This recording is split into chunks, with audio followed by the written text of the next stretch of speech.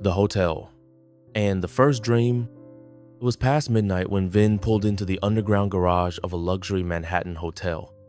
The staff at the entrance recognized him instantly, opening the doors without question. But what they didn't expect was a thin, barefoot boy walking alongside him, clutching a half-eaten loaf of bread like a lifeline. Vin led Kyle through the gilded lobby. The chandeliers glittered overhead, reflections of wealth Kyle couldn't even imagine. Every step he took was unsure, as if the marble floor might reject him. Eyes turned, whispers stirred. A young concierge stepped forward nervously. "Mr. Diesel, do you need help?" Vin didn't stop walking. "Just send up some food, enough for two, and hot chocolate." They reached his suite on the top floor. The doors opened to a panoramic view of the city.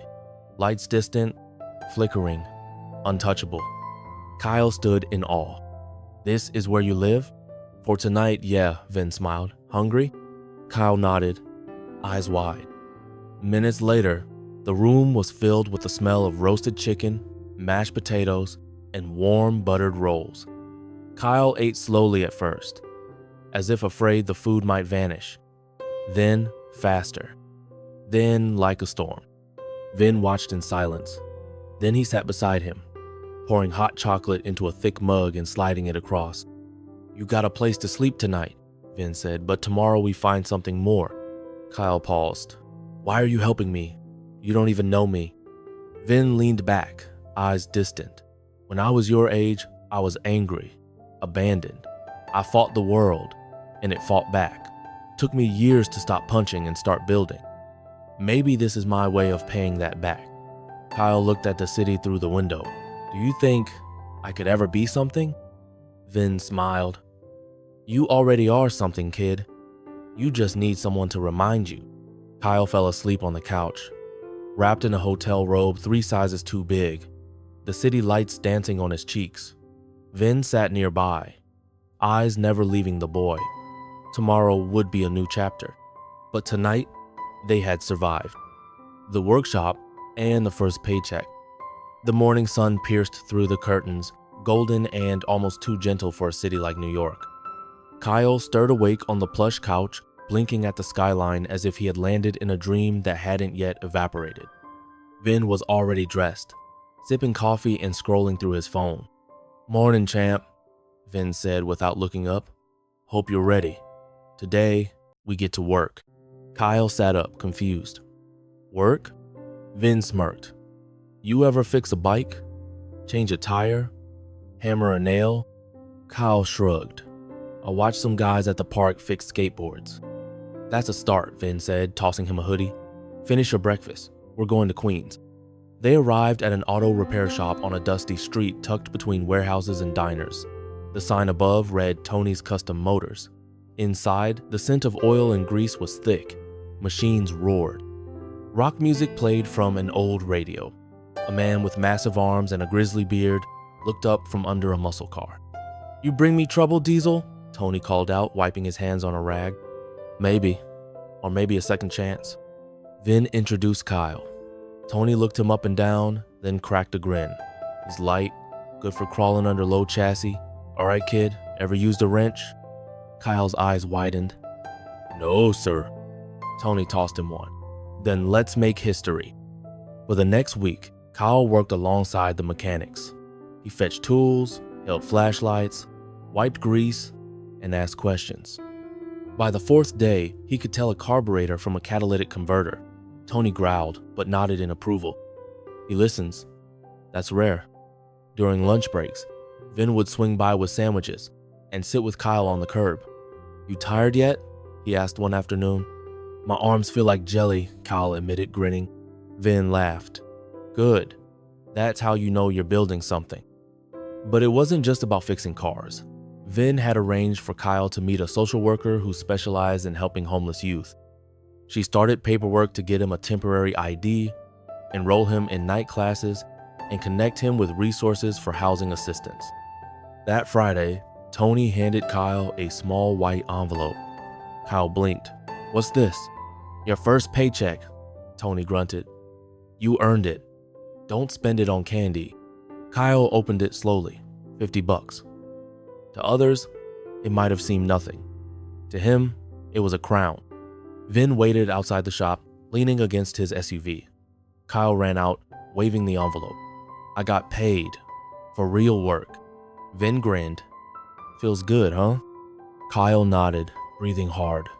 I didn't steal it. I worked for it. I fixed something. You fixed more than that, Kyle. That night, they sat on the rooftop of a modest shelter Vin had helped Kyle register into. The city roared below. Planes crossed overhead. For the first time, Kyle didn't feel invisible. You think I could ever do what you do? Kyle asked. You mean act? Yeah. Or help people. Be important. Vin looked at the kid with eyes soft as smoke. You're already important, but yeah, we'll get there, step by step. Kyle smiled, clutching the paycheck like it was a golden ticket. His fingers were still stained with grease, but his heart had never been cleaner. Tomorrow, they would talk about education. But tonight, Kyle had a future, and for the first time, he believed it. New York, winter. The wind cut like knives. The streets were deserted after a snowstorm had swept through the night before, leaving behind white trails like memories of nameless souls. A small corner in the Bronx, where even the streetlights couldn't warm the cold and fragile hopes, lay buried in the frost. Vin Diesel stepped out of a sleek black SUV, his charcoal-colored coat draped over a muscular frame. He wasn't here for a film shoot, nor for a public charity event. He had just wrapped up a late outdoor shoot and was passing through this area on his way back to the hotel. But fate had its own plans. A shrill scream echoed from an old bakery across the street. The owner, an elderly Italian woman with a piercing voice, had grabbed the wrist of a child. The boy was scrawny, hair tangled, clothes torn, and still clutching a half-eaten loaf of bread. His face bore a mix of hunger, fear, and pride. "You think you can steal my bread and run? I'm calling the police," she yelled. Vin Diesel crossed the street like a gust of wind. No one dared stand in his way. The bakery door swung open forcefully. His presence and the blast of cold air startled the owner, causing her to release the boy. The kid stepped back, ready to flee, but Vin blocked the exit. "Calm down, ma'am," Vin said, his voice deep and warm. "I'll pay for that bread. Double if you like. But please, don't call the cops." The bakery owner glared at Vin, but her eyes softened when she recognized his face. "You're Vin Diesel? Really?" she stammered. Vin nodded. The woman backed off, her anger fading. "I just want justice. Kids these days are so unruly." Vin walked to the counter and pulled out a $100 bill. "Here's for the bread.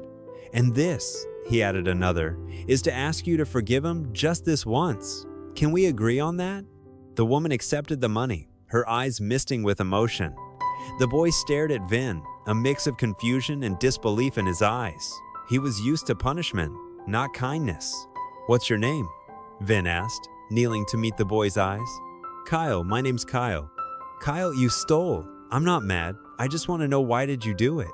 The boy lowered his head. "I was hungry. My parents left. I live in the park nearby. No one. Nothing. I tried to hold on, but I couldn't anymore." Vin stood silent for a moment, then placed a firm hand on the boy's shoulder. "Come with me. From now on, you'll never have to steal again." Kyle hesitated, but the warmth in that hand gave him strength. For the first time in years, he wasn't walking alone through the wind.